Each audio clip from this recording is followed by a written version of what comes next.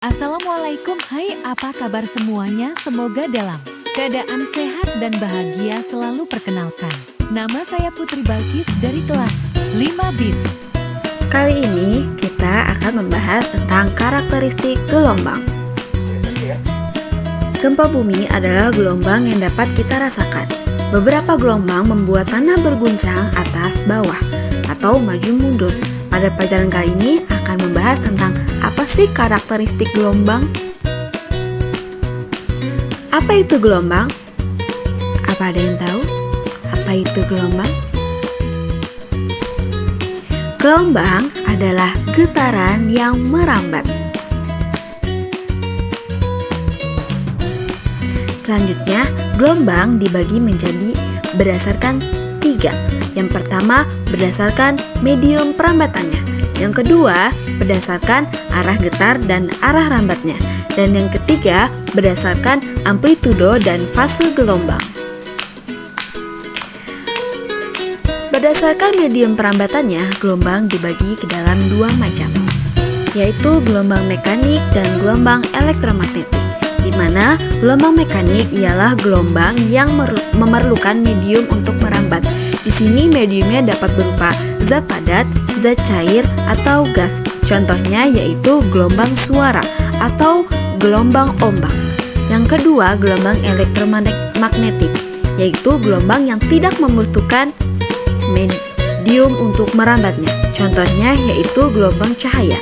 Contohnya yaitu cahaya matahari. Cahaya matahari sampai ke bumi tidak memerlukan medium apapun. Selanjutnya, gelombang berdasarkan arah getar dan arah rambatnya. Ada 2 macam, yaitu gelombang transversal dan juga gelombang longitudinal. Di mana gelombang transversal ialah gelombang yang arah rambatnya tegak lurus dengan arah getar. Jadi kalau misalnya bergetarnya secara vertikal, maka arah rambatnya secara horizontal, kebalikannya. Contohnya seperti gelombang tali atau gelombang ombak yang ada di laut. Sedangkan gelombang longitudinal itu arah rambatnya sejajar dengan arah getarnya. Jadi kalau misalnya merambatnya secara horizontal, arah getarnya juga sama secara horizontal. Contohnya ialah gelombang bunyi. Yang ketiga yaitu berdasarkan amplitudo dan fase gelombangnya. Ada 2 juga, yaitu gelombang berjalan dan gelombang stasioner atau gelombang diam. Gelombang berjalan ialah gelombang yang mempunyai amplitudo yang sama di setiap titiknya. Sedangkan gelombang stasioner ialah gelombang yang mempunyai amplitudo yang tidak sama di setiap titiknya. Selanjutnya, sifat gelombang. Sifat gelombang itu ada 4. Yang pertama, refleksi atau pemantulan. Yang kedua, refraksi atau pembiasan. Yang ketiga, difraksi atau pelenturan.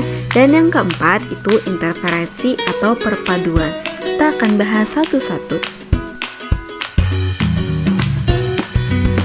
Yang pertama yaitu refraksi atau pemantulan.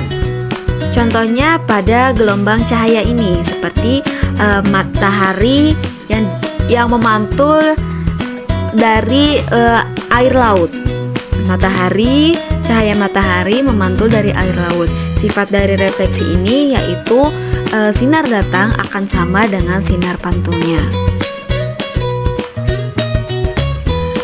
Selanjutnya yaitu refraksi atau pembiasan, di mana contohnya itu seperti kita memasukkan pensil ke dalam air yang terletak di dalam gelas dan seolah-olah pensil itu patah. Sebenarnya pensil itu tidak patah.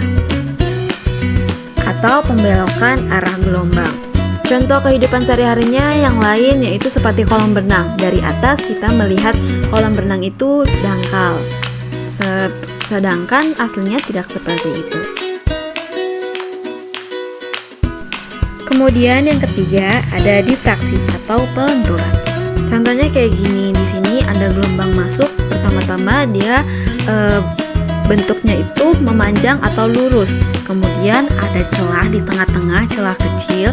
Gelombangnya yang masuk itu akan membengkok atau melentur. Jadi contohnya seperti itu sifat dari gelombang.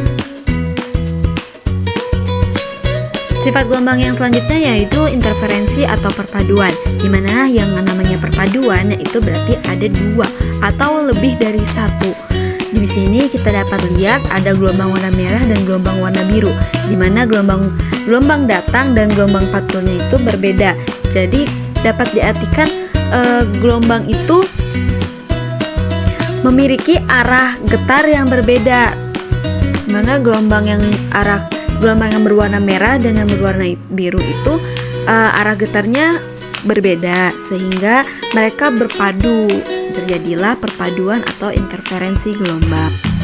Nah, yang namanya perpaduan atau interferensi itu bisa saling memperkuat. Di sini dibagi menjadi interferensi dan interferensi destruktif, di mana interferensi konstruktif yaitu dua gelombang memiliki fase yang sama sehingga saling menguatkan. Maksudnya jika gelombang yang warna merah dan gelombang yang warna biru, simpangannya itu atau puncaknya itu sama tingginya, sehingga mereka tidak ada yang lebih tinggi atau tidak ada yang lebih kecil.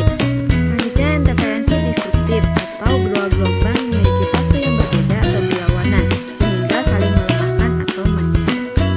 Maksudnya saling meniadakan ketika gelombang yang merah sedang di puncak dan gelombang yang biru itu sedang di lembah, jadi mereka tidak saling berhubung. Oke, mungkin terima kasih, cukup sekian dari pemaparan saya atau dari video pembelajaran ini, semoga dapat bermanfaat untuk semuanya. Sampai jumpa lagi. Semangat semuanya. Wassalamualaikum warahmatullahi wabarakatuh.